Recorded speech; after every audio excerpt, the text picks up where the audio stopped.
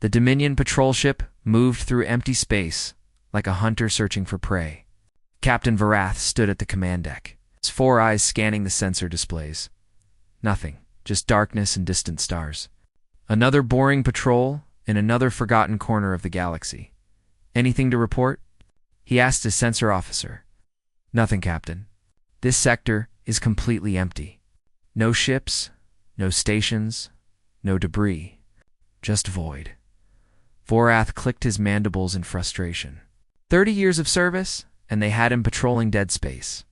The Dominion Alliance controlled half the galaxy.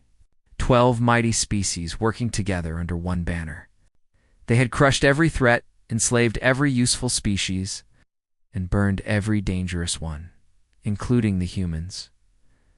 Vorath remembered the stories from his training days. 600 years ago, a small blue planet had produced a species unlike any other.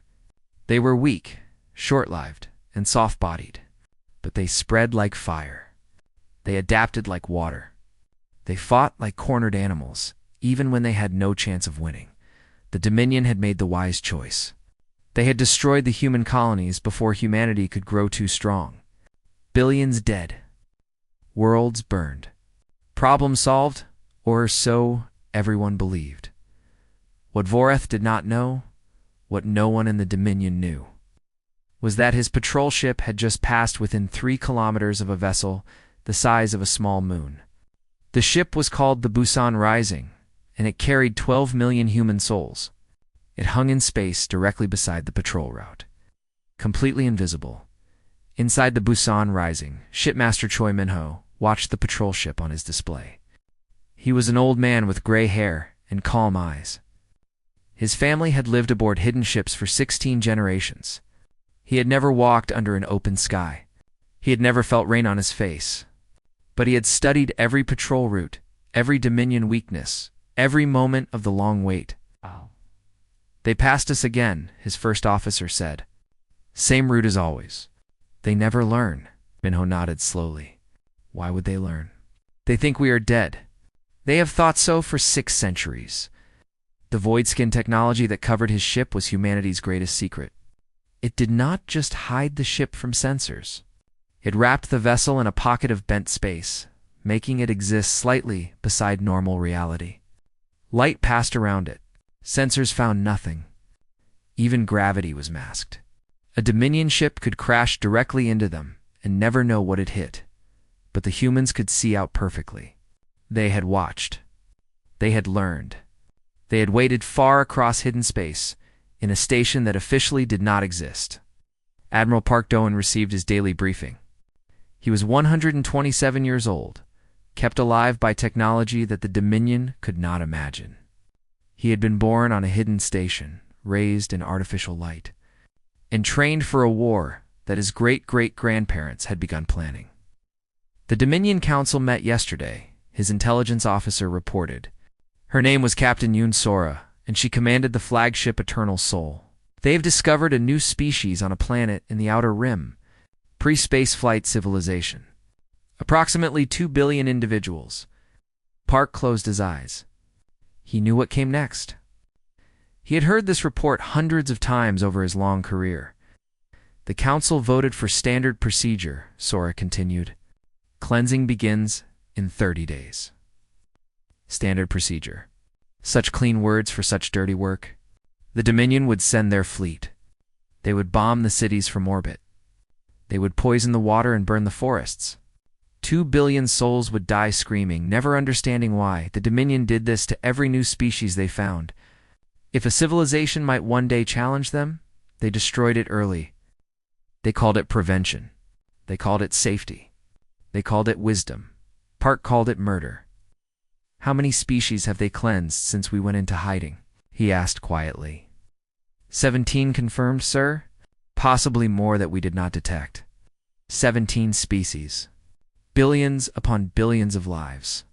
Entire cultures and histories and futures erased because the Dominion feared competition, and humanity had watched it all, hiding in the darkness, building their strength, waiting for the right moment.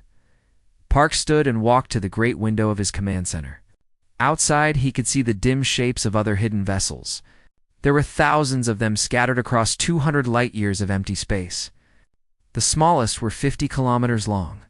The largest were converted dwarf planets, hollowed out and filled with cities and factories and farms. 847 billion humans lived in the hidden places. They had built a civilization in the void, surviving on artificial light and recycled air and pure, stubborn refusal to die, and they had built weapons. God help them, they had built weapons. Park touched the cold glass of the window. His grandmother had told him stories about Earth, blue oceans, green forests, a yellow sun that warmed your skin. She had been a child during the Great Retreat, when humanity fled their dying colonies. She had watched her homeworld burn from the window of an evacuation ship. She died telling those stories. Hoping her grandson would one day walk under a real sky, Park turned back to face his officers. Summon the Council of Shadows. Tell them that the Admiral requests an emergency meeting. Sora raised her eyebrows. Sir, are you certain? I am certain that I have watched the Dominion murder 17 species while we hid in darkness.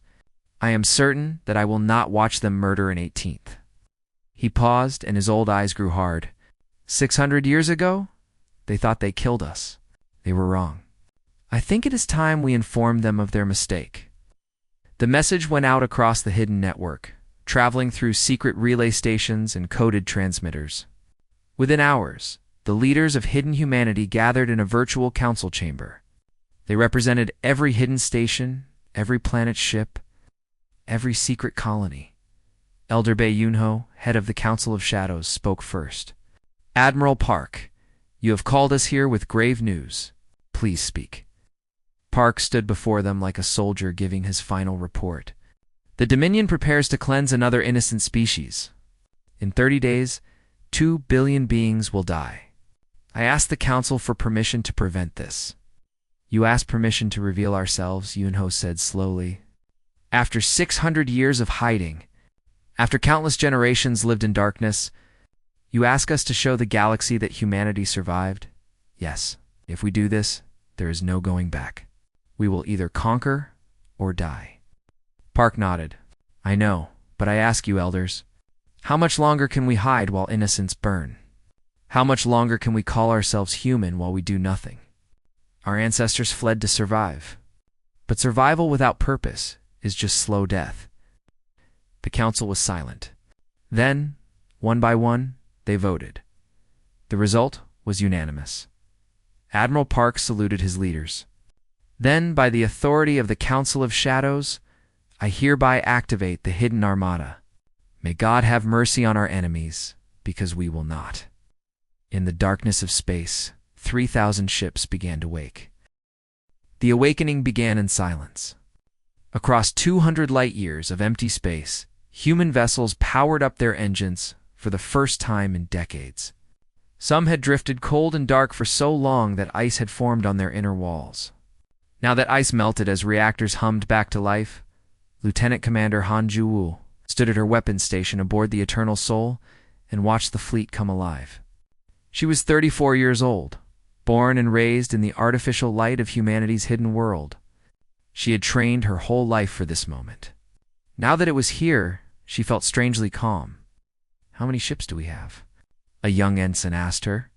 He was new to the fleet, barely 20, and his eyes were wide with nervous excitement. More than anyone knows, Jiwoo replied. More than the Dominion can imagine, the hidden Armada was humanity's greatest secret. For 6 centuries, they had built and built and built. They had mined asteroids and harvested comets. They had constructed shipyards inside gas giants where no one would ever look. They had turned dwarf planets into warships and filled them with millions of crew. The fleet had 3,000 vessels. The smallest were 50 kilometers long, carrying crews of thousands. These were the fast attack ships, designed to hit hard and disappear.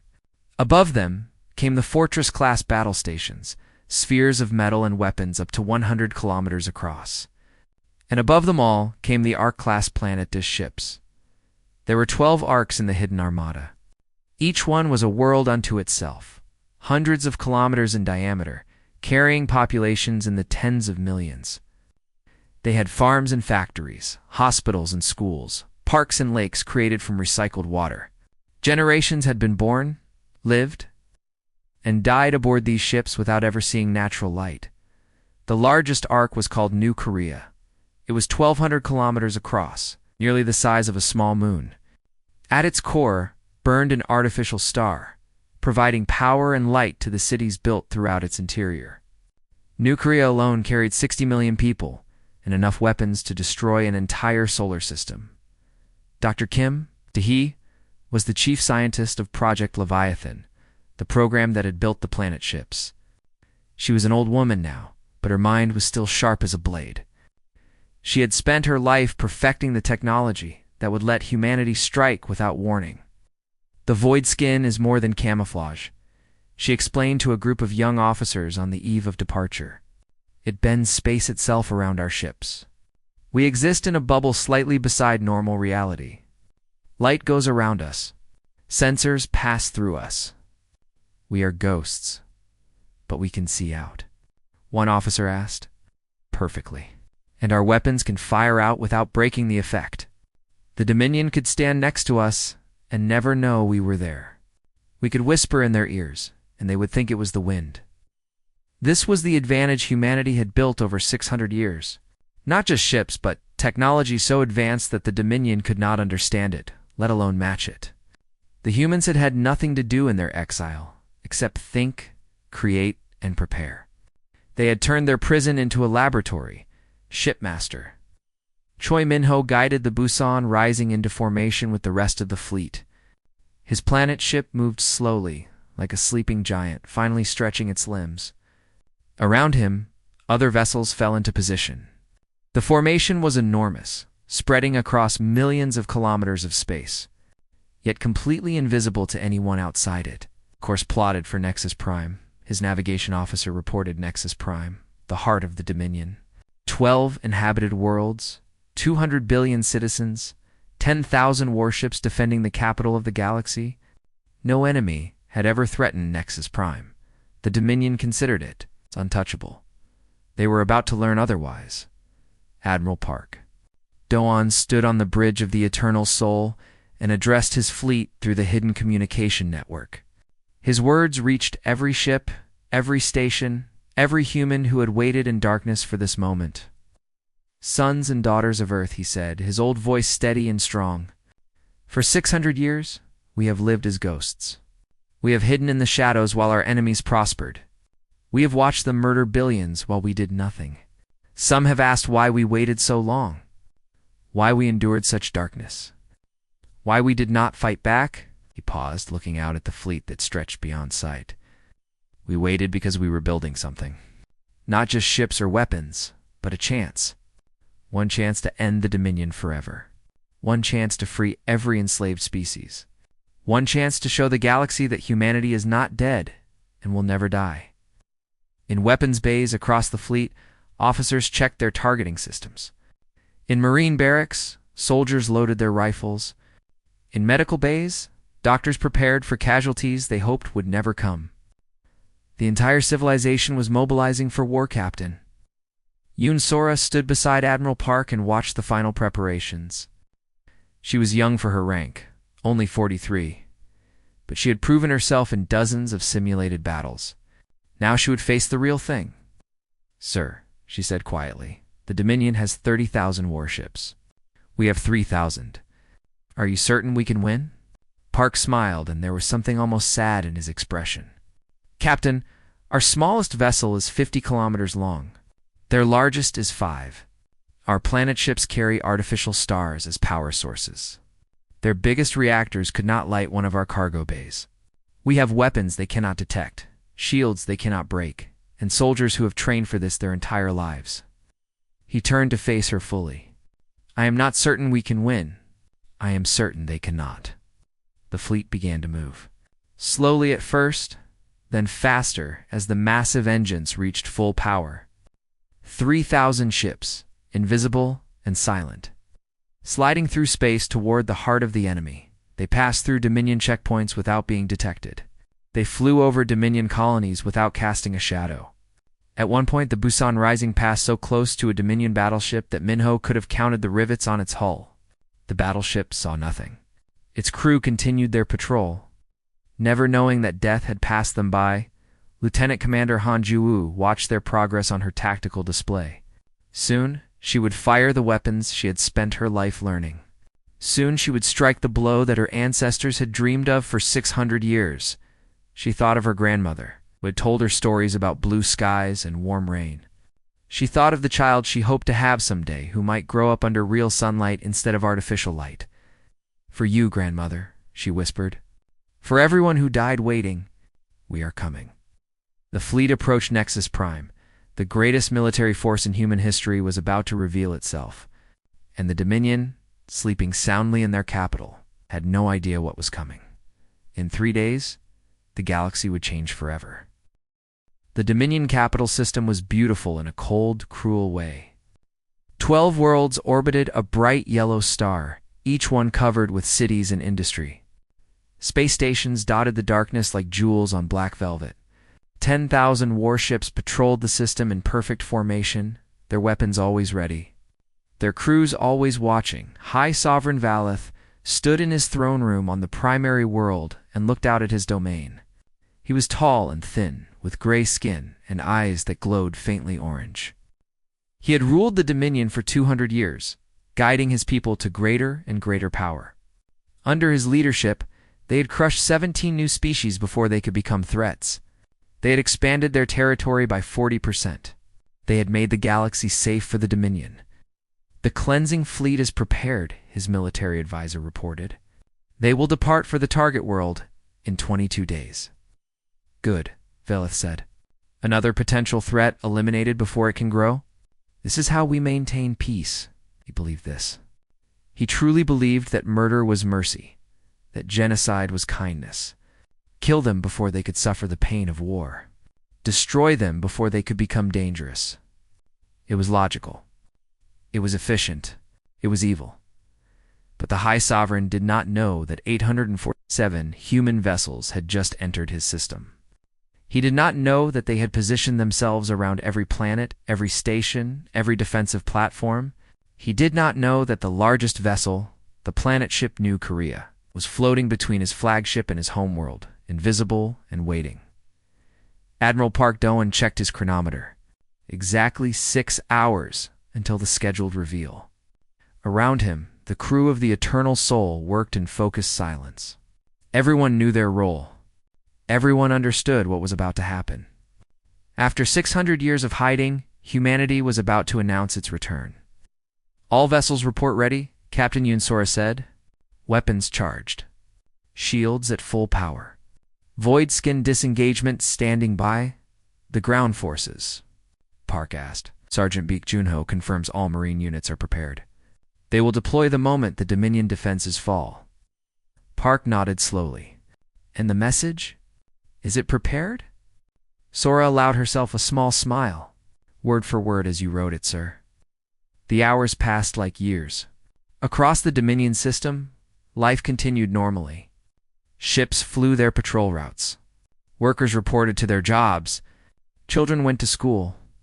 No one suspected that invisible giants surrounded them on all sides.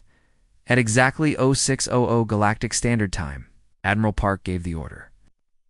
Drop Void Skin. It happened in a single moment.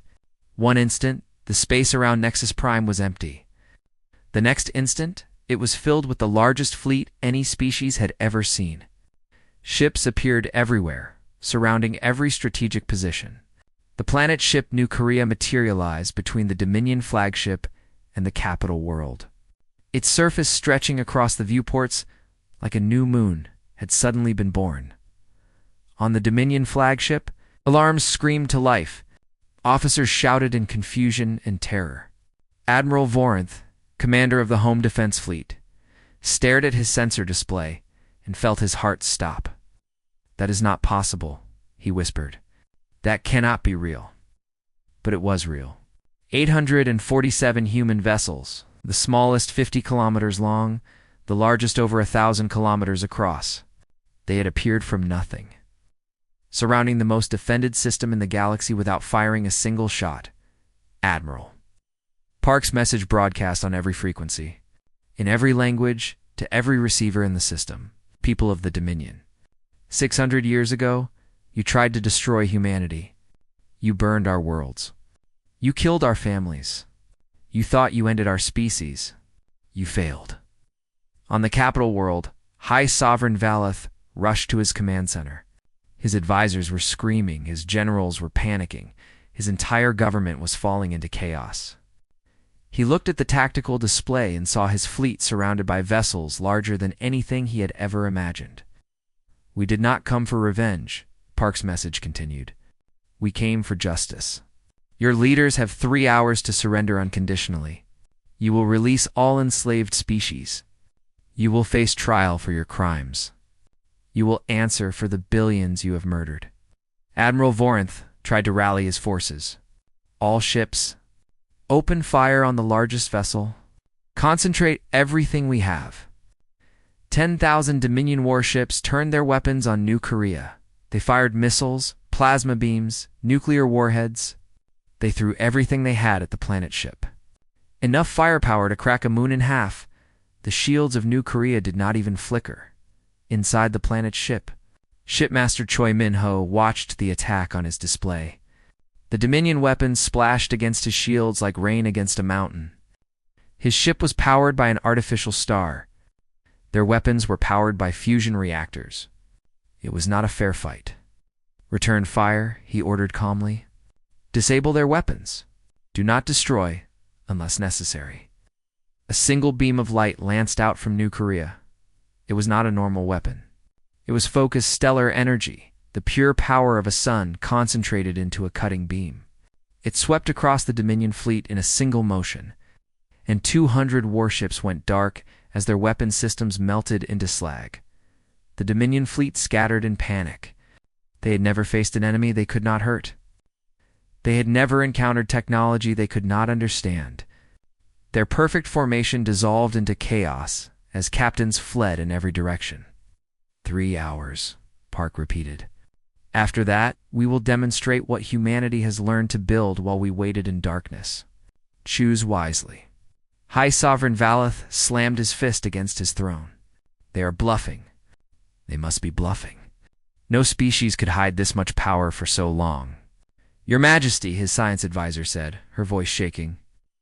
Our sensors indicate that the largest enemy vessel has a mass consistent with a small moon. It appears to be artificially constructed. We have no theoretical framework for technology at this scale. Then find one. Or destroy them. We cannot destroy them. We cannot even damage them. The 3 hours passed slowly. Across the Dominion, word spread of the human fleet. Panic gripped the population. The species they had thought extinct, the species they had hunted and burned and forgotten, had returned with power beyond imagination, on enslaved worlds across Dominion space.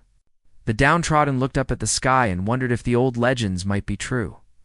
Stories passed down through generations spoke of ghost ships that would one day appear and bring freedom. For centuries, it had been nothing but a dream. Now the dreams had come true. When the 3 hours expired, High Sovereign Valeth had not surrendered. He had instead ordered every fleet in the Dominion to converge on Nexus Prime. 30,000 warships were racing toward the capital from across their territory. Admiral Park had expected this. He nodded to Captain Yoon Sora. Show them what patience builds, he said. The Eternal Soul powered up its main weapon, cannon that ran through the entire length of the ship. The fleet moved into attack formation. Across the system, targeting computers locked onto every Dominion military asset. The battle for the galaxy was about to begin. The battle began with fire. Human weapons lit up the darkness of space like a new sun being born.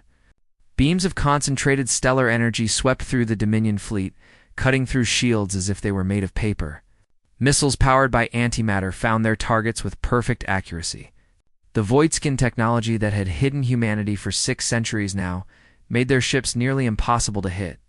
While Dominion vessels burned like candles in a storm, Lieutenant Commander Han Ju-woo fired her weapons with cold precision. Each shot was aimed carefully to disable rather than destroy. Admiral Park had been clear about this. They were not here for slaughter. They were here for justice.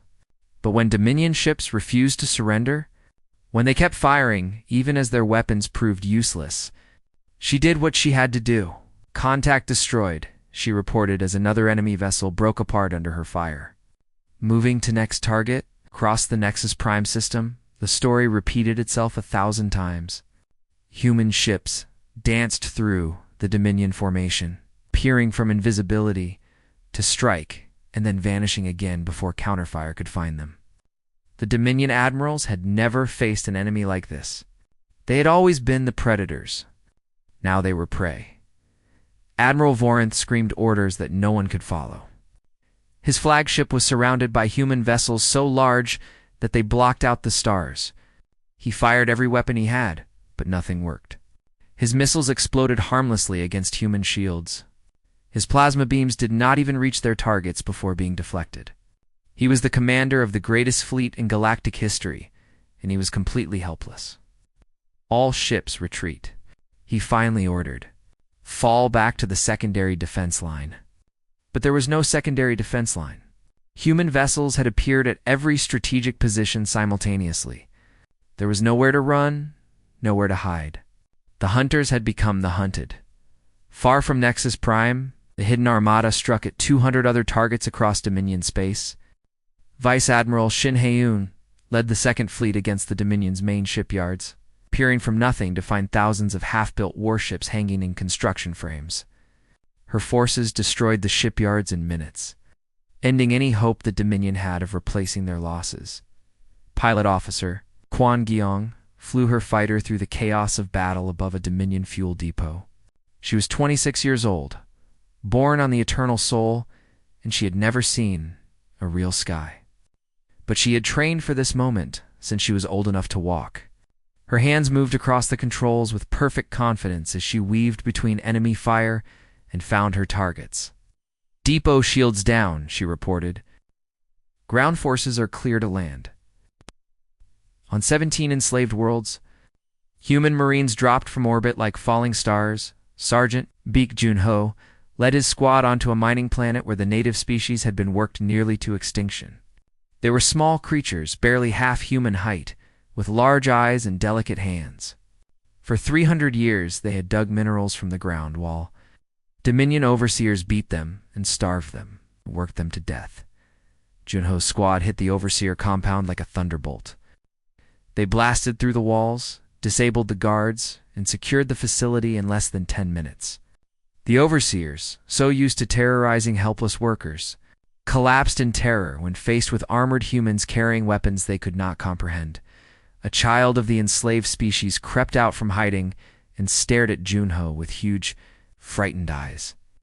The sergeant knelt down and removed his helmet so the child could see his face. "Who are you?" the child asked in a trembling voice.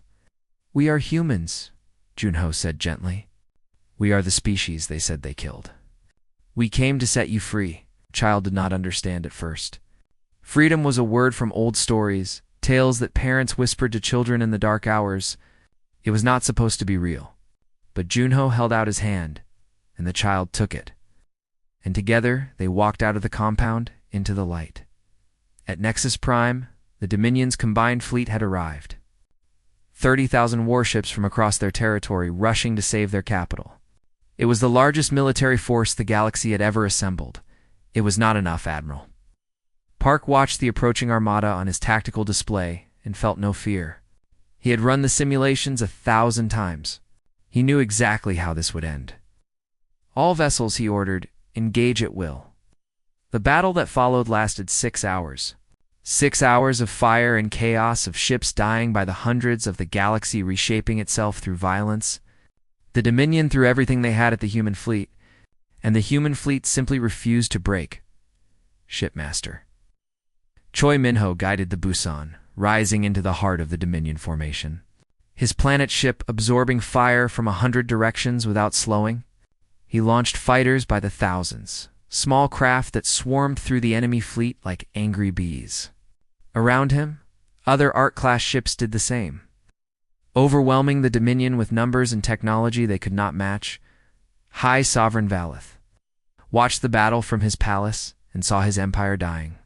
Ship after ship winked out on his display. Fleet after fleet reported destruction or surrender.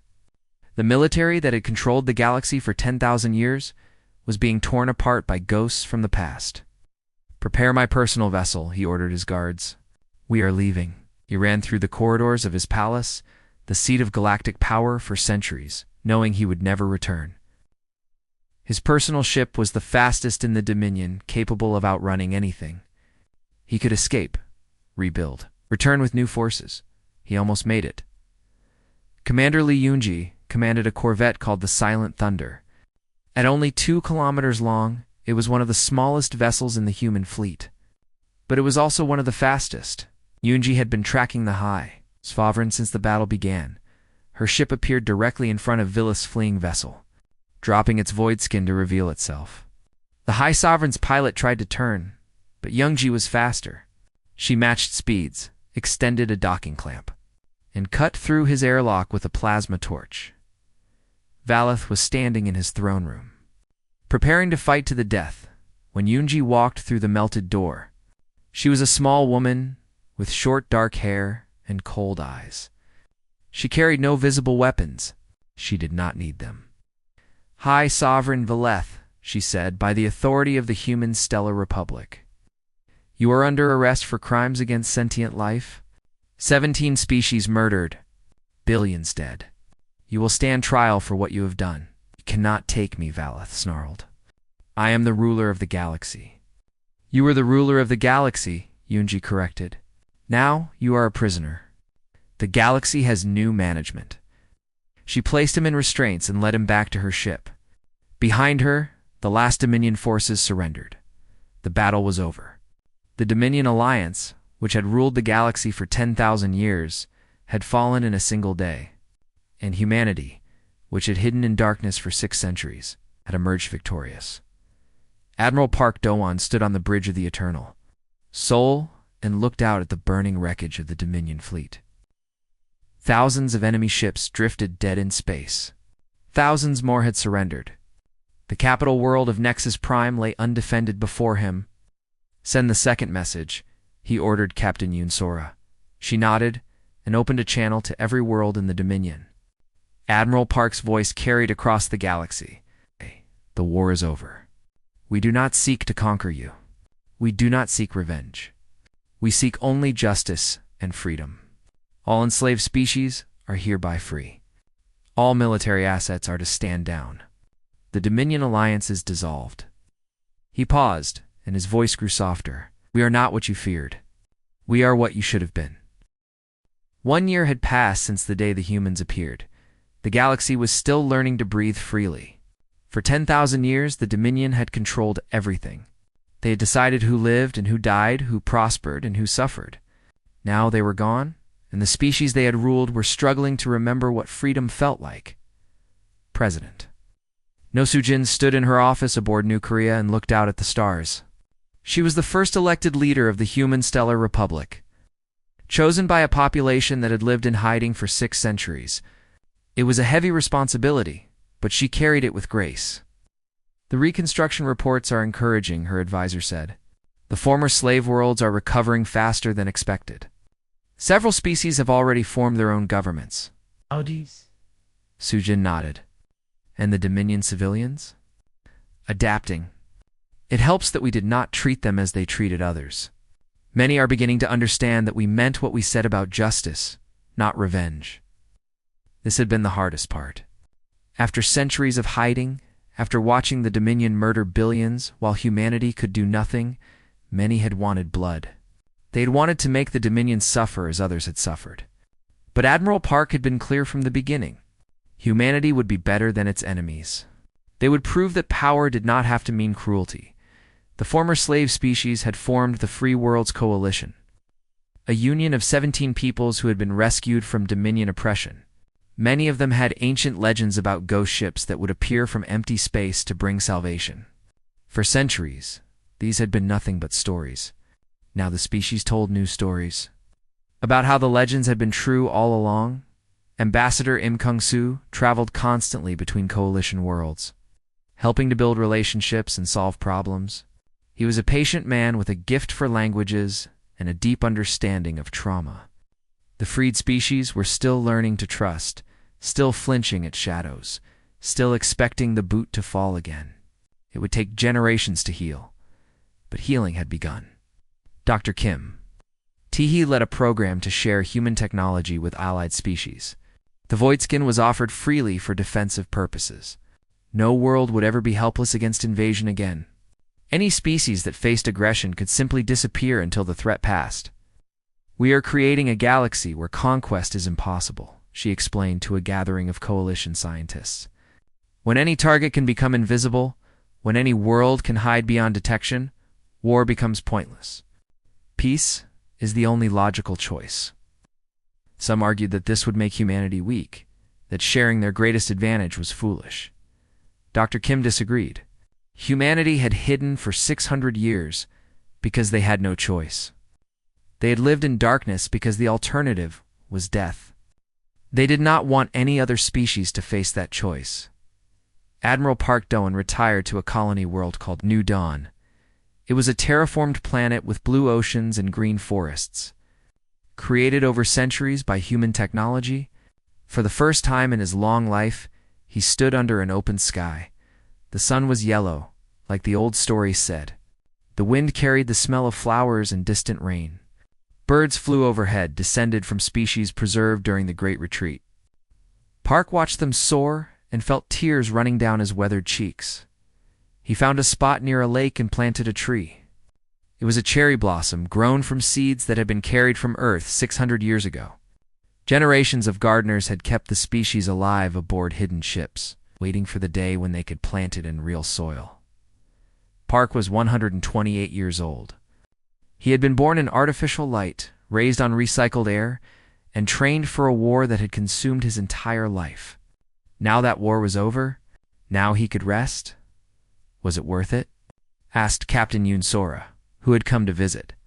She was no longer a captain. The war had ended, and she was now a civilian administrator.